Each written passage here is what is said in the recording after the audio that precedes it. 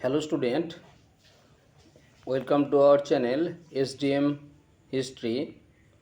তো সবাই খুব ভালো আছো এবং তোমাদের পড়াশোনা খুব ভালোভাবেই চলছে। তো আজ আমি গুপ্ত পরবর্তী যে সময়কাল, সেই সময়কালের যে সমস্ত গুপ্ত রাজাদের পতনের পর বা তাদের আস্তে আস্তে যখন ডিক্লাইন হচ্ছে সেই সময় যে সমস্ত আঞ্চলিক শক্তিগুলো গড়ে উঠেছিল, যেমন ধরো বাংলাতে শশাঙ্ক, সরি হ্যাঁ বাংলাতে শশাঙ্ক বা মালবে দেবগুপ্ত কিংবা থানেশ্বর বা কনৌজ কিংবা কামরূপ, এই সমস্ত অঞ্চলে যে শক্তিশালী আঞ্চলিক শক্তিগুলোর উত্থান হচ্ছে তার সম্পর্কে আমি আগেও ভিডিওটা শুরু করেছি। তো আজকে আমি গুপ্ত পরবর্তী যে কামরূপ রাজ্য বা কামাখ্যা, বর্তমানে অসম রাজ্যে অবস্থিত, সেই সম্পর্কে তোমাদের বেশ কিছু না জানা তথ্য উপস্থাপন করছি। দেখো, তোমাদের খুব ভালো লাগবে এবং তোমাদের বিশেষভাবে উপকৃত হবে যারা আমার চ্যানেলে আছো। বিশেষ ডব্লিউবিসিএসের জন্য রেডি হয়েছো বা ইউপিএসসির জন্য পড়ছো, কিংবা ওয়েস্ট বেঙ্গল কলেজ সার্ভিস কমিশনের জন্য পড়ছো, কিংবা যারা ইউপিএসসির জন্য বা ইউজিসি নেটের জন্য রেডি হয়েছো, তারাও কিন্তু এর থেকে উপকৃত হবে। আর এমনি নর্মাল যে সমস্ত কম্পিটিটিভ এক্সামগুলো আছে সেগুলোতে এইগুলো তোমাদের খুবই উপকার হবে বলেই আমি এই ভিডিওগুলো তৈরি করছি তোমাদের। দেখো, খুব ভালো লাগবে। তো যাই হোক, আজকের প্রথম প্রশ্ন, গুপ্ত পরবর্তী আঞ্চলিক যে কামরূপ রাজ্য, সেই সম্পর্কে আমি বেশ কিছু তথ্য দিচ্ছি। দেখো, 1 নম্বর প্রশ্ন, প্রাচীন যুগে কামরূপ রাজ্যটি কী নামে পরিচিত ছিল? এর উত্তর হচ্ছে প্রাগ জ্যোতিষপুর। কেমন? প্রাগ জ্যোতিষপুর ছিল কামরূপের নাম আর কি, প্রাচীন নাম ছিল। 2 নম্বর প্রশ্ন, প্রাগজ্যোতিষপুর এর উল্লেখ আমরা কোথায় পাই? উত্তর মহাভারত ও পুরাণে পাই। 3 নম্বর প্রশ্ন, গুপ্ত যুগের কোন প্রশস্তি থেকে কামরূপ রাজ্যের কথা জানা যায়? এর উত্তর হলো এলাহাবাদ প্রশস্তি থেকে। পরের প্রশ্ন, কার রাজত্বকালে কামরূপ রাজ্যটি গুপ্ত সাম্রাজ্যের বশ্যতা স্বীকার করেছিল? এর উত্তর গুপ্ত সম্রাট সমুদ্রগুপ্তের রাজত্বকালে। আমরা জানি গুপ্ত সম্রাট সমুদ্রগুপ্ত হচ্ছেন খুবই ক্ষমতাশালী রাজা এবং প্রাচীন ভারতের যাকে নেপোলিয়ন বলে উল্লেখ করা হয়ে থাকে। তো তার রাজত্বকালকেই আমরা বিশেষভাবে বলে থাকি যে ভারতের সবথেকে ক্ষমতাশালী যে রাজবংশ, সেটা হচ্ছে গুপ্ত রাজবংশ। সেই গুপ্ত রাজবংশের সর্বশ্রেষ্ঠ রাজা ছিলেন সমুদ্রগুপ্ত। পরের প্রশ্ন, সমুদ্রগুপ্ত কামরূপ রাজ্যকে কেমন রাজ্যে পরিণত করেছিলেন? এর উত্তর হলো করদ রাজ্যে পরিণত করেছিলেন। পরের প্রশ্ন, সমুদ্রগুপ্ত কাকে কামরূপের শাসক নিযুক্ত করেছিলেন? এর উত্তর হচ্ছে পুষ্যবর্মনকে। কেমন? পুষ্যবর্মনকে সমুদ্রগুপ্ত কামরূপের রাজা নিযুক্ত করেছিলেন। পরের প্রশ্ন, গুপ্ত সাম্রাজ্যের দুর্বলতার সুযোগে কোন কোন কামরূপ রাজা স্বাধীনতা ঘোষণা করেছিলেন? এর উত্তর হচ্ছে ভূতিবর্মন। কেমন? এই ভূতিবর্মন হচ্ছে গুপ্ত সাম্রাজ্যের দুর্বলতার সুযোগে অবশ্যই শক্তিশালী একটা কামরূপে সাম্রাজ্য প্রতিষ্ঠা করেছিলেন। পরের প্রশ্ন, কোন কামরূপ রাজা মহারাজাধিরাজ উপাধি নিয়েছিলেন? এর উত্তর হচ্ছে ভূতিবর্মন। মানে সেই সময় কামরূপের শক্তিশালী একজন রাজা ছিলেন এই ভূতিবর্মন। পরের প্রশ্ন, গুপ্ত পরবর্তী গুপ্ত রাজা মহাসেনগুপ্ত কোন কামরূপ রাজাকে পরাজিত করেছিলেন? এর উত্তর হচ্ছে সুস্থিত বর্মনকে। পরের প্রশ্ন, সুস্থিত বর্মনের পুত্রের নাম কি? এর উত্তর হচ্ছে ভাস্কর বর্মন। পরের প্রশ্ন, ভাস্কর বর্মন কোন গুপ্ত রাজাকে পরাজিত করেছিলেন? শেষের দিকে গুপ্ত রাজা মহাসেনগুপ্তকে পরাজিত করেছিলেন। পরের প্রশ্ন, থানেশ্বরের কোন শাসক ভাস্কর বর্মার মিত্র ছিলেন? উত্তর হর্ষবর্ধন। কেমন? এই হর্ষবর্ধনের সঙ্গে ভাস্কর বর্মনের একটা খুব সুমধুর সম্পর্ক, বন্ধুত্বের আবদ্ধ। তারা দুজনেই বন্ধুত্বের মধ্যে নিজেদেরকে জড়িয়ে রেখেছিলেন।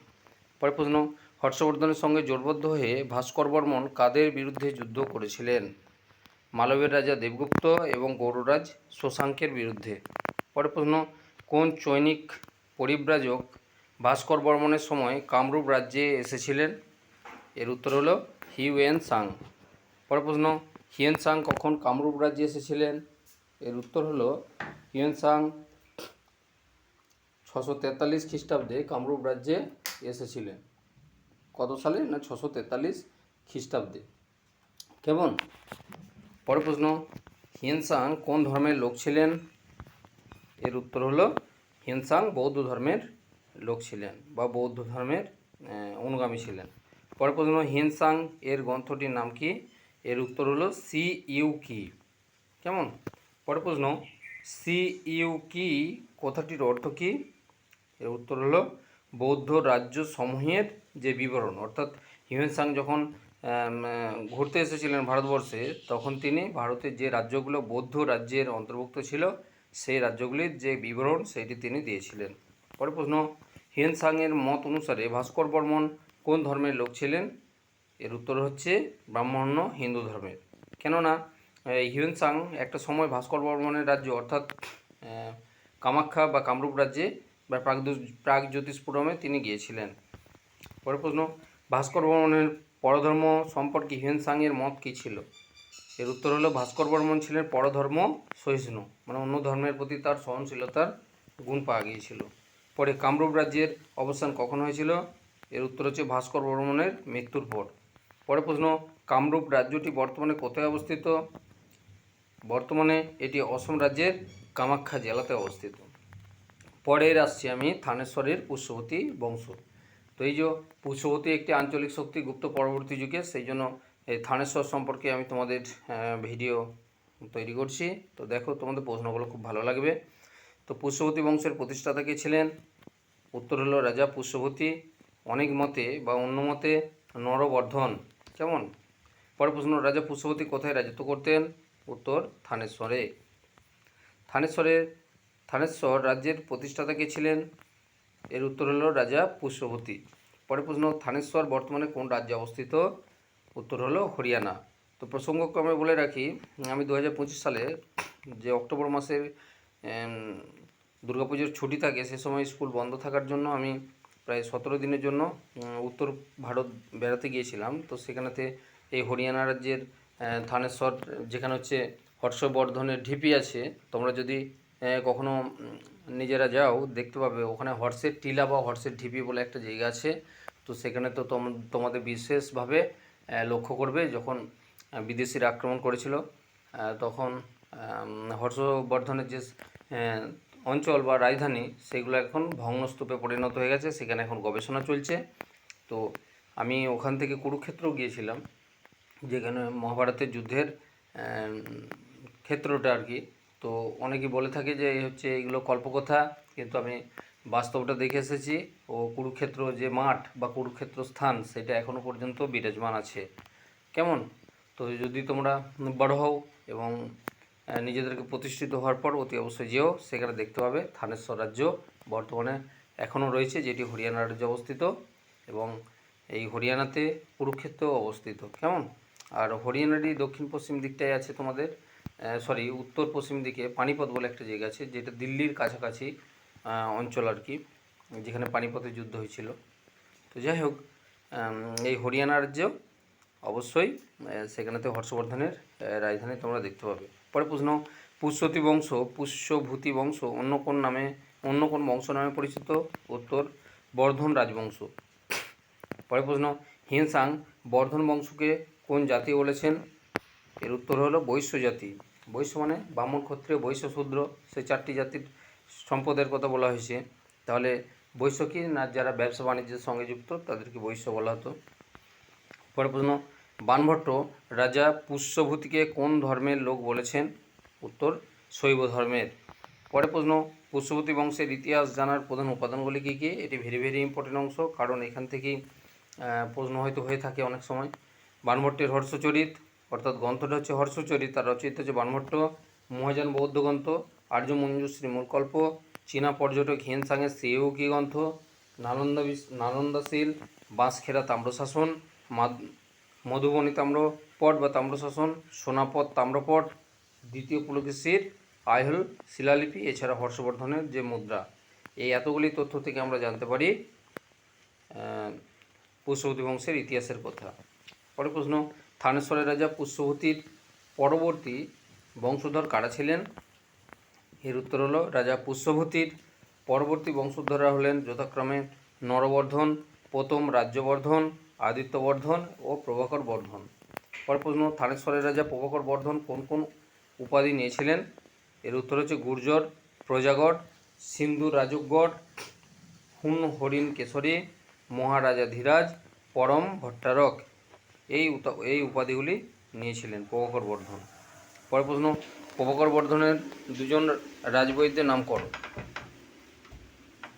প্রভাকর বর্ধনের দুজন রাজবৈদ্যের নাম হলো সুসেন ও রসায়ন। কেমন, এটা খুব আনকমন একটা প্রশ্ন। তো প্রভাকর বর্ধনের দুজন রাজবৈদ্য মানে চিকিৎসক হচ্ছে সুসেন ও রসায়ন। পরের প্রশ্ন, প্রভাকর বর্ধনের পুত্র ও কন্যাদের নাম করো। প্রভাকর বর্ধনের দুই পুত্র ছিলেন, রাজ্যবর্ধন ও হর্ষবর্ধন, এবং একজন একজন কন্যা ছিলেন, তার নাম হচ্ছে রাজশ্রী। কন্যাশ্রী নয়, রাজশ্রী, এটা ভুল বলেছি। তো রাজশ্রী। আর প্রসঙ্গক্রমে বলে রাখি, আমি কালারগুলো করেছি এই কারণে যেহেতু নামগুলো তোমাদের চটপট মনে রাখার জন্য। তো পরের প্রশ্ন, প্রভাকর বর্ধনের কন্যা রাজশ্রীর কার সাথে বিবাহ দিয়েছিলেন? উত্তর কনৌজের মৌখরীরাজ গহবর্মার সঙ্গে।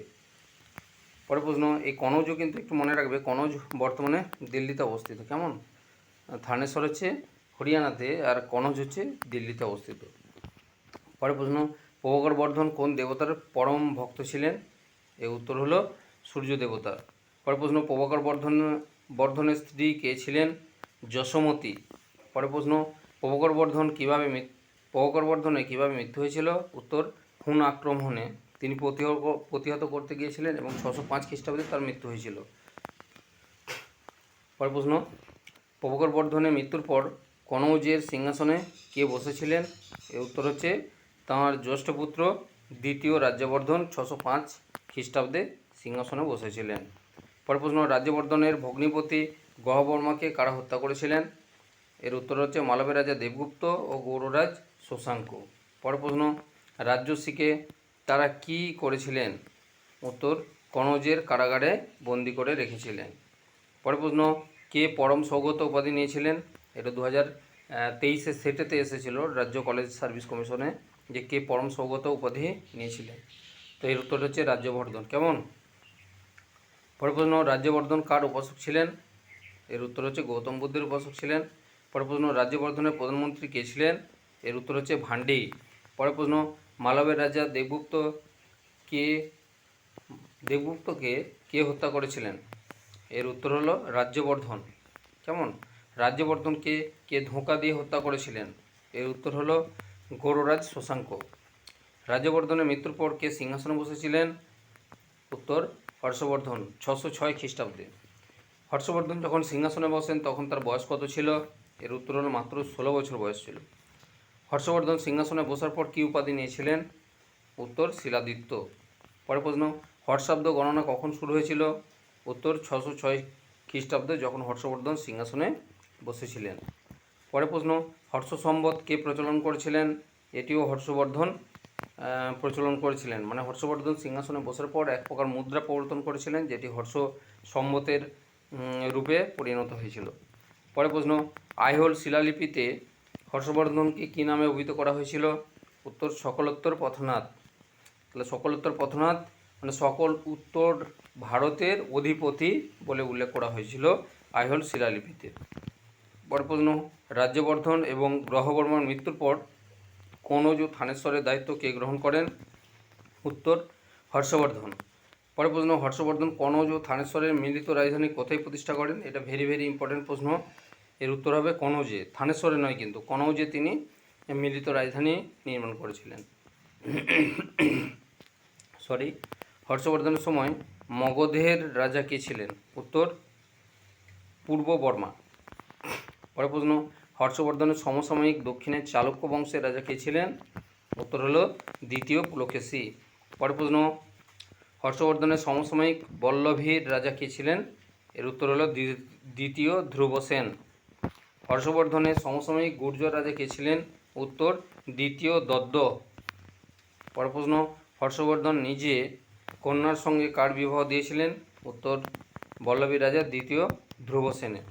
পরের প্রশ্ন, হর্ষবর্ধন কবে চালকরাজ দ্বিতীয় পুলকেশীর কাছে পরাজিত হয়েছিলেন? উত্তর 643 খ্রিস্টাব্দে তিনি দ্বিতীয় চালকরাজ দ্বিতীয় পুলকেশীর কাছে পরাজিত হয়েছিলেন। পরের আইহোল শিলালিপিতে হর্ষবর্ধনের কোন সেনার কথা উল্লেখ করা হয়েছে? এর উত্তর হচ্ছে গজ সেনার। পরে হর্ষবর্ধন যে হাতিতে চড়ে যুদ্ধ করতে যেতেন সেই বিখ্যাত হাতিটির নাম কি ছিল? এটাও ভেরি ভেরি ইম্পর্টেন্ট একটা প্রশ্ন। এর উত্তর হলো দর্পসাত। দর্পসাত। কাকে ভারতীয় হাতিম বলা হয়? উত্তর রাজা হর্ষবর্ধনকে। পরে হর্ষবর্ধনকে কেন ভারতীয় হাতিম বলা হতো? এর উত্তরটা হচ্ছে তার দানশীলতার জন্য। তোমরা ভালোভাবেই জানো যে তিনি প্রচুর দান করতে পছন্দ করতেন। এর পরের ভিডিওতে সেই সম্পর্কিত তোমাদেরকে আমি অনেক তথ্য দেবো। তো পরের প্রশ্ন, হর্ষবর্ধনের সময়কালে পাটলিপুত্রে গৌরব ম্লান হয় এবং কনৌজ কোন অভিধায় ভূষিত হয়েছিল? মানে তখন পাটলিপুত্র অর্থাৎ মগধের আস্তে আস্তে ভরকেন্দ্র থেকে সরিয়ে যাচ্ছে কনৌজকে কেন্দ্র করে, সেই জন্য কনৌজ কোন অভিধায় ভূষিত হয়েছিলেন? উত্তর মহোদয়শ্রী অভিধাতে। কারণ তখনকার দিনে কনৌজ দখল করতে পারলে বলা হতো নাকি গোটা ভারতের তিনি অধিপতি, সেই জন্য তার একটা বিখ্যাত উপাধি হতো, সেটা হচ্ছে মহোদয়শ্রী উপাধি। তো আজ এই পর্যন্তই। Thanks for watching our channel SDM history. যারা আমার চ্যানেল আছে অবশ্যই লাইক দিবে, এবং যারা নতুন আছো তোমরা আমার চ্যানেলটিকে সাবস্ক্রাইব করে অবশ্যই আমার পাশে থাকবে, তাহলে তোমাদের অনেক সুবিধা হবে। ওকে, আজ এই পর্যন্ত। ভালো থেকো, সুস্থ থেকো।